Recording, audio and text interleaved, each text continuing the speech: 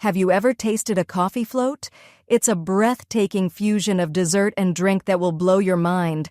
Begin by brewing your favorite coffee, letting it cool as its rich, inviting aroma fills the room, awakening your senses. Grab a tall glass and fill it halfway with velvety vanilla ice cream.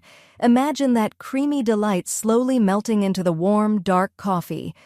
Pour the cooled coffee over the ice cream and watch in awe as it swirls and twirls, creating a stunning visual display. It's pure magic in a glass. Want to elevate it even more? Drizzle luscious chocolate syrup on top, or sprinkle it with cocoa powder for an extra punch of flavor. Feeling adventurous? Add a splash of milk or a flavored syrup for a surprising twist that will thrill your taste buds. With your coffee float ready, it's time to relish each sip. Experience the explosion of flavors. We'd love to see your creative versions, so share them with us. Don't forget to like and subscribe for more exciting recipes. Get ready to impress your friends with this delightful treat. Cheers to delicious adventures. Free ebook, Starbucks Liquors, Coffee the Adult Alcohol, worth $5.99. The description, https://tinural.com, 3 Coffee Lover.